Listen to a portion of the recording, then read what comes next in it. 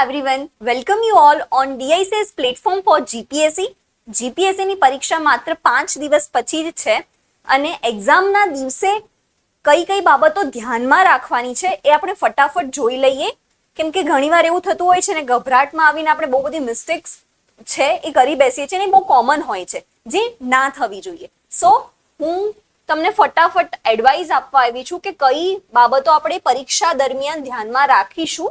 Okay, I know time is important, તો આપણે બહુ ફટાફટ આ વિડીયોને સમાપ્ત પણ કરી દઈશું.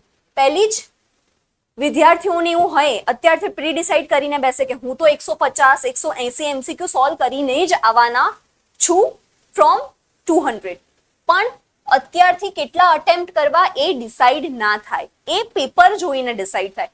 Okay, so if paper tough નીકળ્યું, ભારે હશે તો કેટલા કરીશું આપણે અંદાજે attend, and if paper easy હશે તો શું કરીશું. ઠીક છે, ટોટલ કેટલા MCQ હશે? 200 MCQ હશે. ઇફ પેપર ટફ લાગ્યું તમને, સો તમે 150 થી વધારે ના કરતા, 150 કેન બી ધ મેક્સિમમ. પણ જો તમને પેપર ઈઝી લાગ્યું તો તમારે 150 ટુ 180 ની રેન્જ પકડવાની છે. મોર દેન 150 ઇઝ નેસેસરી. આટલા તો કરવા જ પડશે. ઇવન આનું રીઝન એ છે કે ઇવન ડ્રોપ થાય છે. ડ્રોપ કઈ રીતે થઈને કઈ રીતે જીપીએસસી માર્કિંગ કરે છે એનો પણ હું બહુ જલ્દી શોર્ટ વિડીયો લાવી રહી છું. પણ આ બાબતનું ધ્યાન રાખજો કે અત્યારે અઝ્યુમ કે પ્રી ડિસાઇડ નથી કરવાનું કે આપણે 180 કે 200 માંથી 200 ટીક કરવાના છે. You can't do bluff. Okay, so tough હોય તો 150 અરાઉન્ડ કરવાના છે અને ઈઝી હોય તો 150 થી 180 ના વચ્ચે નોર્મલ રેન્જ રહે છે. ઓકે, સો આ હતી આપણી પહેલી બાબત. હવે બીજું છે, સ્ટુડન્ટ છે ને ક્વેશ્ચનને સરખી રીતે રીડ નથી કરતા. ક્વેશ્ચનમાં ઘણીવાર ના, નોટ લખેલું હોય છે, ઓનલી, માત્ર. સો આવા બધા જે એક્સ્ટ્રીમ વર્ડ્સ યુઝ થાય છે એને બહુ ધ્યાનપૂર્વક જોવાના છે.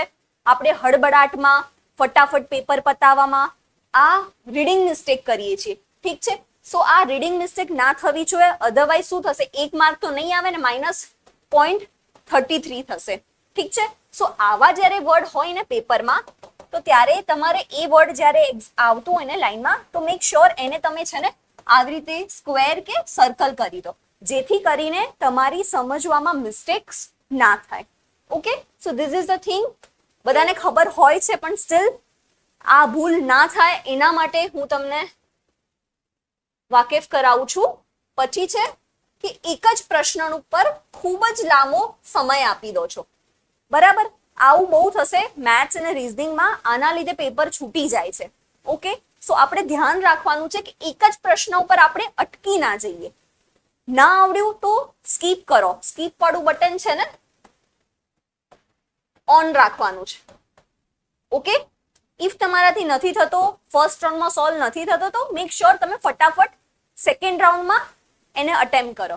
હવે એ પણ જોઈ લઈએ કે શું ધ્યાનમાં રાખીશું સમયની બાબતે. ઓકે, જીપીએસસી માં આપણે કેટલા 3 કલાક હોય છે. હવે આ 3 કલાકને અત્યારથી જ આપણા મગજમાં ડિવાઈડ કરી દેવાના છે કે હું પહેલા 1.5 કલાકમાં હું શું કરીશ, પહેલી 15 મિનિટમાં શું કરીશ કે છેલ્લી 15 મિનિટમાં શું કરીશ. ઠીક છે, હું રફલી એક સ્કેડ્યુલ આપું છું કે આ 3 કલાકને કઈ રીતે આપણે હેન્ડલ કરીશું. તમે તમારા પર્સનલ પ્રેફરન્સ અકોર્ડિંગ ચેન્જ કરી શકો છો, બટ હું જનરલિસ્ટિક કહું છું. 2 hours આ જે છે એમાં આપણે આવી રીતે ડિવાઈડ કરીએ. ઓકે, ફર્સ્ટ 2 કલાક ને 15 minute and last 45 minutes. Okay, હવે આ 45 જે છેલ્લી મિનિટ છે એમાં આપણે કરીશું મેથ્સ એન્ડ રીઝનિંગ. ઓકે, જો ભૂલથી આપણે પહેલા આ સ્ટાર્ટ કરી દીધું ને તો આપણું પેપર રહી જશે. કેમ કે આના આઈ એમ શ્યોર કે આન્સર આવી જશે અને તમે શ્યોરિટી પણ આમાં સારી આવશે, પણ આ ટાઈમ વધુ લઈ લેશે. સો મેક શ્યોર તમે એને લાસ્ટમાં અટેન્ડ કરો. ઓકે, હવે આને કઈ રીતે ડિવાઈડ કરી શકીએ? આને બી હું 2 કરીશ, first round and second round. Okay, GPSC માં 3 રાઉન્ડ વેરી ડિફિકલ્ટ છે, કેમ કે 3 કલાક છે પણ આપણા જોડે 200 ક્વેશ્ચન્સ છે. સો 3 રાઉન્ડ તો ના થાય, બટ આપણે 2 રાઉન્ડ કરી શકીએ છીએ. ઓકે, પહેલો રાઉન્ડ તમે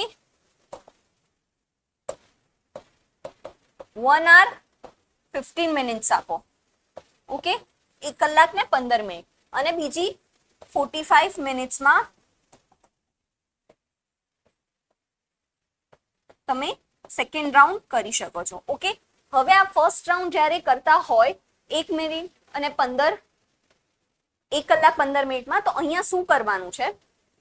તમને લાગે કે મારે સેકન્ડ રાઉન્ડમાં નથી જ લેવાનો, મને નથી જ આવડવાનો, તો એ દરમિયાન જ તમે ઓપ્શન ઈ જે આવે છે એને ટીક કરી જ દો. ઓકે, એન્ડ ઇફ તમને એવું લાગે છે કે હું સેકન્ડ રાઉન્ડમાં સોલ્વ કરી શકું છું, સો આપણે સેકન્ડ રાઉન્ડમાં આવીને એને સોલ્વ કરીશું. ઓકે, બટ મેક શ્યોર કે આ જે 2 hour 15 મિનિટ્સમાં છે ને, એમાં તમે જીએસ વાળો આખો પોર્શન પતાવી દેવાનો છે, along with tick mark of E. If ના, જે ન્યૂ હશે જીપીએસસી માટે, જે ફર્સ્ટ ટાઈમ આપતા હશે, એમને લાગશે કે આ ઈ ઓપ્શન શું આવ્યો. જીપીએસસી માં ઓએમઆર માં કેવું હશે? આ એ હશે, આ બી હશે, સી એન્ડ ડી, પછી એક અલગ ખાનું પણ હશે ઈ કરીને. ઓકે, આ ઈ વેરી ઇમ્પોર્ટન્ટ છે, નહીતર વગર ફોગટના નેગેટિવમાં જશે માર્કિંગ. ઘણા બધા મિસ્ટેક કરે છે જે ફર્સ્ટ ટાઈમ આપતા હોય, તો ખાસ ધ્યાન રાખજો કે ઇફ તમને આન્સર આવડતો હોય ને તમે ટીક કરવા માંગતા હોય, તો અહીંયા ટીક કરજો. ઇફ મારા પહેલા પ્રશ્નનો આન્સર એ છે તો મેં એ કર્યો, બીજા પ્રશ્નમાં મને છે ને એવું લાગે છે કે બહુ ટફ છે ને મને નથી આવડતું, તો એને સાવ બ્લેન્ક નથી છોડવાનું. તમને નથી આવડતું તો તમારે એને ઈ ટીક કરવાનું છે. ઓકે, હવે શું થશે? ઇફ તમે એક બી અટેમ્પ્ટ નહીં કર્યો હોય અને ઈ બી નહીં કર્યું હોય, તો સાવ બ્લેન્ક હશે, તો આના પણ -0.33 થઈ જશે. સો ઇફ તમારે સાચા હશે તો 1 આવશે, ખોટું હશે તો નેગેટિવ થશે. પણ જો તમને નહીં આવડતું હોય, તમારે આન્સર છોડી દેવો છે, તો એના માટે પણ ઈ કરવો કમ્પલસરી છે.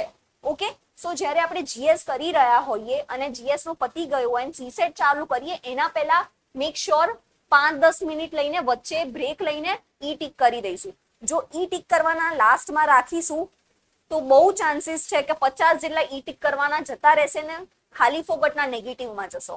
સો મેક શ્યોર ના આવડતો હોય તો તરત આપણે ઈ ટીક કરીએ, અધરવાઇઝ 2 hour 15 મિનિટ્સમાં આપણે ઈ વાળો પોર્શન પણ સાથે કરી દઈશું.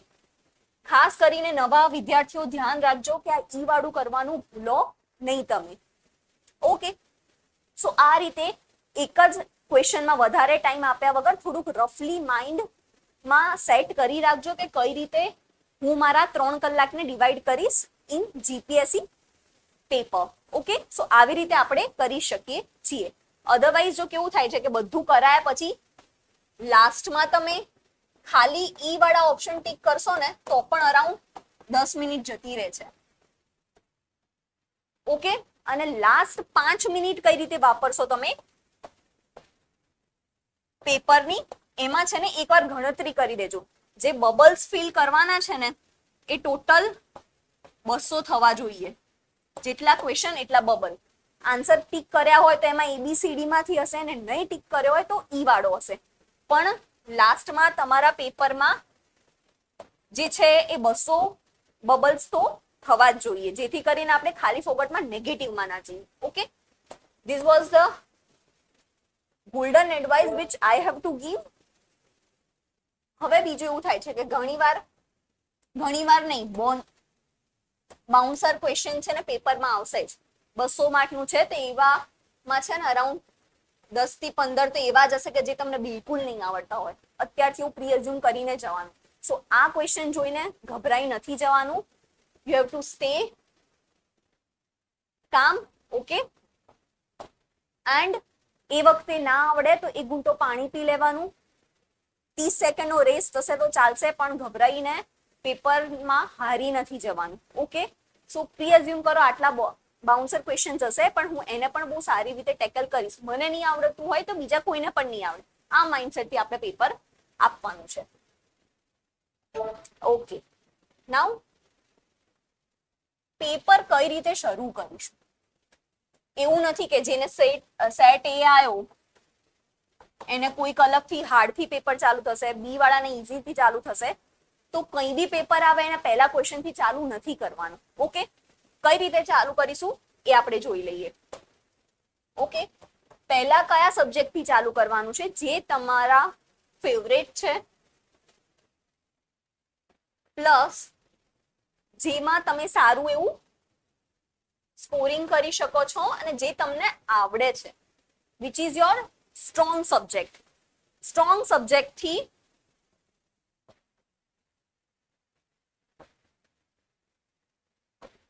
આપણે પેપર સ્ટાર્ટ કરીશું. ઓકે, સો પ્રીડિફાઈન કરી દો કે તમને કયો સબ્જેક્ટ ગમે છે. પેપર ગમે ત્યાંથી ચાલુ થતું હોય, અર્થશાસ્ત્રથી ચાલુ થાય છે કે સાંસ્કૃતિક વારસાથી ચાલુ થાય છે. આપણે સાંસ્કૃતિક વારસાથી ચાલુ નથી કરવાના કેમ કે એ મને ઓછું આવડે છે. સો યુ શુડ એક ક્રોનોલોજી છે ને એક ફિક્સ કરી રાખો. ફોર એક્ઝામ્પલ પોલિટી છે કે હું મારું પેપર પોલિટીથી સ્ટાર્ટ કરીશ. પોલિટી પૂરું થશે એટલે ભૂગોળ, જીઓગ્રાફી કરીશ. હવે એના પછી મને સાયન્સ એન્ડ ટેકનોલોજી સારું આવડે છે તો એટલીસ્ટ આખાની પણ 3 સિક્વન્સ સુધી તો તમને મગજમાં હોવું જોઈએ કે આ સબ્જેક્ટ પછી હું આ સબ્જેક્ટ લઈશ. એટલીસ્ટ 10-10 ના બંચમાં તો વિષય આવે જ છે તો ફાઇન્ડ કરવામાં પણ ઇઝી રહે છે જીપીએસસીમાં. સો મેક શ્યોર કે આ સબ્જેક્ટથી તમારા જે સ્ટ્રોંગ છે, જે તમારા ફેવરેટ છે સબ્જેક્ટથી ચાલુ કરીશું તે કોન્ફિડન્ટ આવશે. ઓકે, મને અને જ્યારે ક્વેશ્ચન્સ આવડવા માંડે ને તો એ તમને બૂસ્ટ કરશે જેથી કરીને તમારી સ્પીડ પણ વધશે અને પેપરમાં કોન્ફિડન્સ આવવાથી છે ને જે નહીં આવડતા ક્વેશ્ચન હોય એ પણ આવડવા લાગશે. સો મેક શ્યોર કે આ ક્રોનોલોજી આપણે મગજમાં રાખીએ, નહીં કે જે સબ્જેક્ટ આવ્યો એ સબ્જેક્ટથી ચાલુ કરી દો. અધરવાઇઝ ભૂલથી તમારું અર્થશાસ્ત્ર વીક હોય અને પેપર અર્થશાસ્ત્રથી ચાલુ થશે ને પહેલા 10 ક્વેશ્ચનમાંથી એક કઈ નહીં આવડતા હોય તો શું કરશો? તમે ડરી જશો અને પેપરમાં ત્યાં ને ત્યાં હારી જશો. આવું ના થાય એના માટે પ્રીડિફાઈન રાખજો કે જે તમારા મનગમતા વિષય હોય, જેમાં તમારી પકડ હોય એ વિષય આપણે પહેલા સ્ટાર્ટ કરીશું. Got it? હવે છે ટિક માર્ક એરર. આ પણ બહુ વિદ્યાર્થીઓ કરતા હોય છે. આન્સરમાં તમારા પેપરમાં તમે એ ટિક કરી એ જવાબ હોય અને OMR સુધી પહોંચતા તમે બી કરી દો છો. આ બહુ કોમન મિસ્ટેક છે અને 200 બબલ્સ ફિલ કરવાના છે. બહુ ચાન્સ છે કે આવું થશે. સો આને રોકવા માટે આપણે શું કરી શકીએ છીએ? આનો તો એક મેઇન છે કે તમે બંચમાં ગ્રુપમાં ટીક કરો છો. કેવા 50-50 માં કે એક સાથે 100. આવું નહીં કરવાનું. જો એક સિક્વન્સમાં ખોટું પડ્યું તો ઉપરથી લઈને નીચે 10 ક્વેશ્ચનમાં તમે ખોટું કરશો.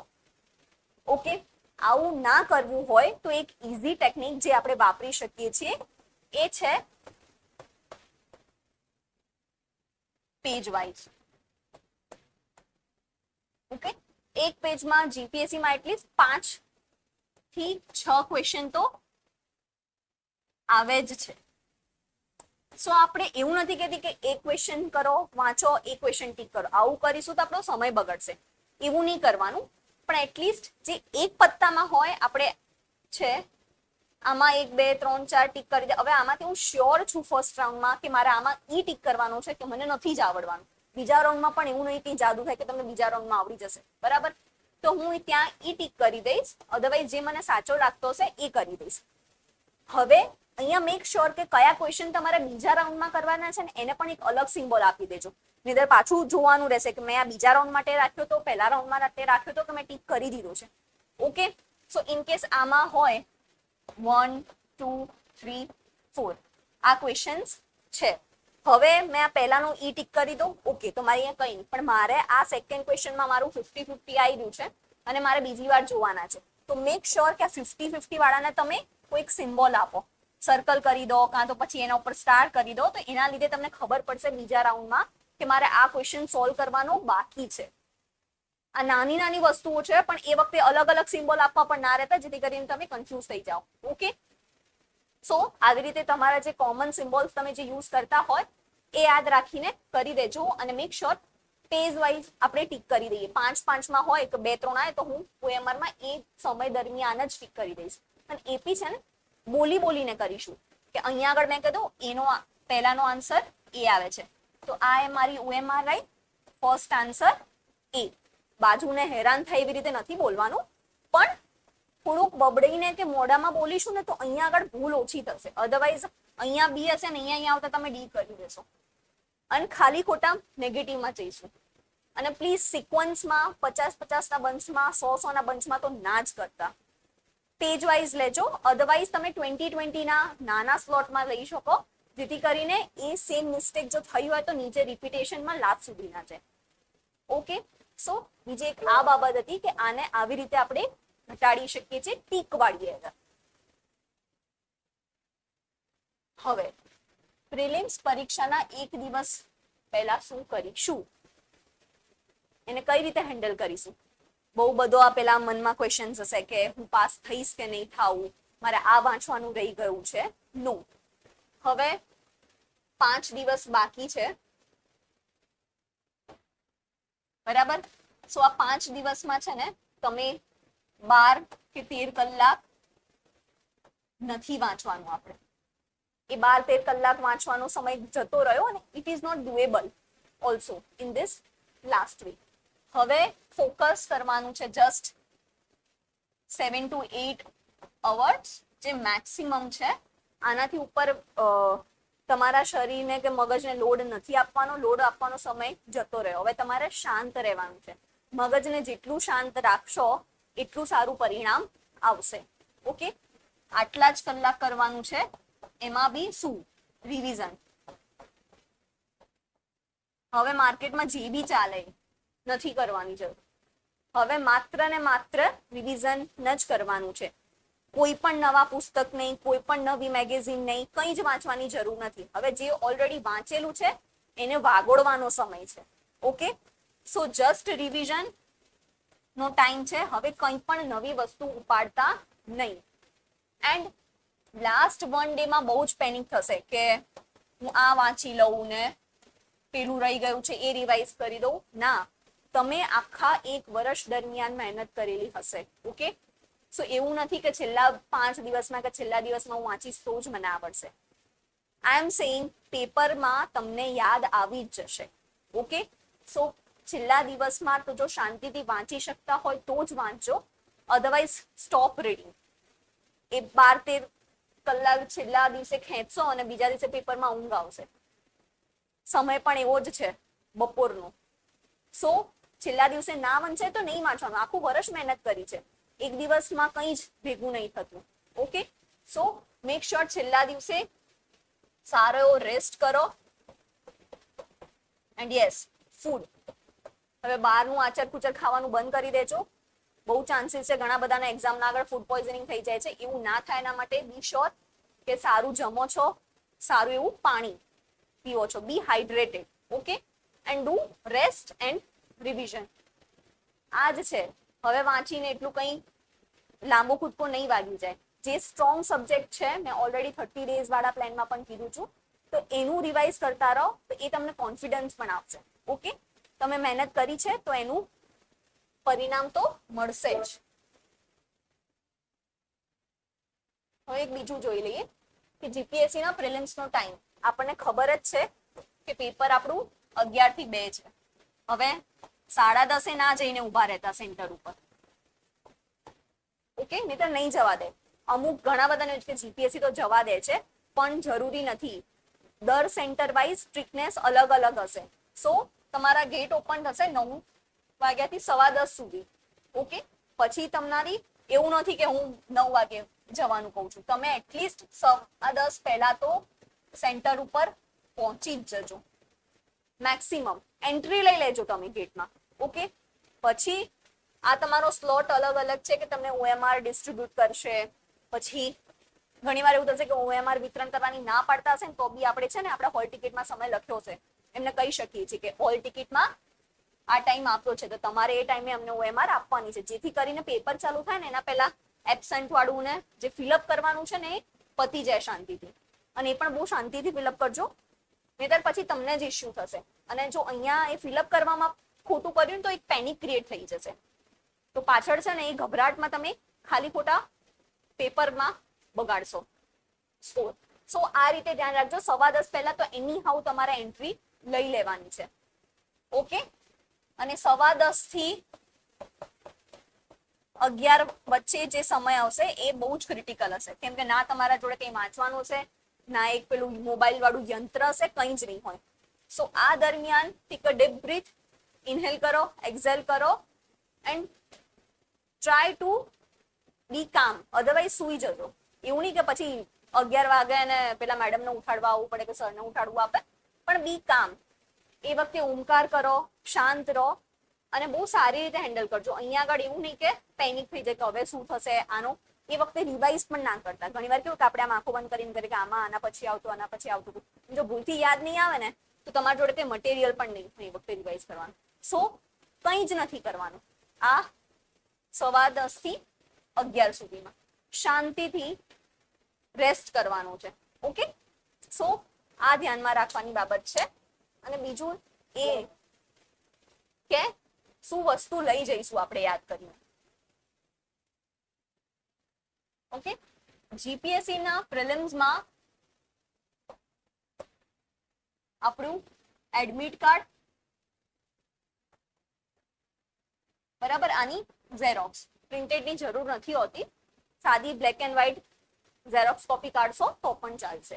ઓકે, એડમિટ કાર્ડ, પછી એક ફોટોકોપી, તમારા પાસપોર્ટ સાઇઝનો ફોટો એક લઈ જાઓ તો ઇનફ છે. ઘણીવાર કેવું કે તમે જે બહુ જૂનો લગાવ્યો ને તો તમારું મોઢું ઓળખાતું પણ નથી, તો એના માટે કોઈક વાર આ માંગતા હોય છે. બ્લેક બોલ પેન 2 તો લઈ જ જજો. ઘણીવાર પૂરતા બંધ થઈ જાય, અટકી જાય. મોર દેન 2.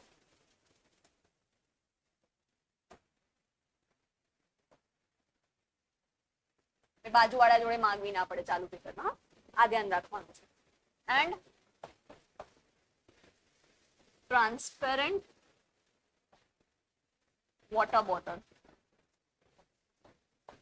ઓકે, અમુક વાર એવું થશે કે સેન્ટરમાં અલાઉ નહીં કરે, કેમ કે ત્યાં આગળ એ લોકોની સર્વિસ હશે કે તમને ચાલુ ક્લાસ દરમિયાન પણ પાણી આપવા આવી શકે છે. સો ત્યાં ચાલુ પેપર પહેલા ઝઘડવા ના રહેતા કે અમને તો પાણી લઈ જવાનું જ કીધું હતું. ઇફ દે આર અલાઉડ તો ટ્રાન્સપરન્ટ વોટર બોટલ અને ડેસ્ક પણ લઈ જઈ શકો છો. ઇફ ના પાડે તો બહાર મૂકી દઈશું આપણે. And the most important thing, original document, Aadhaar card કે જે તમે પેપર ફોર્મ ફિલઅપ કરતા સબમિટ કર્યું. ઝેરોક્સ નહીં ચાલે, ઓરિજિનલ જ જોઈશે.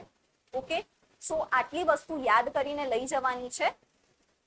બાકી બીજું કોઈ નહીં. વોચમાં પણ ડિજિટલ વોચ નહીં અલાઉ કરે, સાદી વોચ હશે તો અલાઉ કરશે. અને આ બહુ ભૂલી જતા હોય કે ઝેરોક્સ લઈને આધાર કાર્ડ નહીં ચાલે, ત્યાં ઓરિજિનલ ડોક્યુમેન્ટ હશે. પાન સબમિટ કર્યું તો પાન કાર્ડ, ડ્રાઇવિંગ લાયસન્સ તો ડ્રાઇવિંગ લાયસન્સ. ઠીક છે, સો આટલી વસ્તુ આપણે ધ્યાનમાં રાખીશું બિફોર એન્ટર. ખાલી આ વાક્યને હવે ધ્યાનમાં રાખીશું કે ભગવાન મહાભારતના યુદ્ધમાં પણ કહે છે કર્મણ્યેવાધિકાર અસ્તે મા ફલેષુ કદાચન. કર્મ કરવાનો સમય હતો ત્યારે તમે હાર્ડવર્ક, રિવિઝન, ખૂબ મહેનત કરી છે. હવે ફળની આશા ના રાખતા, રિઝલ્ટ ઉપર ડિપેન્ડ ના રહેતા કે હું પાસ થઈશ કે નહીં. યુપીએસસી નું પેપર હાર્ડ આવ્યું હતું તો મારું જીપીએસસી પણ ટફ નીકળશે ને હું ના કરી શક્યો તો ફળમાં કંઈ જ ના વિચારતા, તમે મહેનત કરી છે તો એનું ફળ તો મળશે જ. હવે તમે એક્શન કરી દીધી છે, રિઝલ્ટ એટલે કે ફળ ઉપર ફોકસ ના કરો. જસ્ટ હવે તમારે 2 વાત ઉપર ધ્યાન રાખવાનું છે કે રેસ્ટ કરવાનું છે અને રિવિઝન કરવાનું છે આ લાસ્ટ 5 દિવસમાં. ઓકે, અરાઉન્ડ 8 કલાકની ઊંઘ લેજો, જેથી કરીને આપણું મગજ પરીક્ષાના સમય ફટાફટ ચાલે.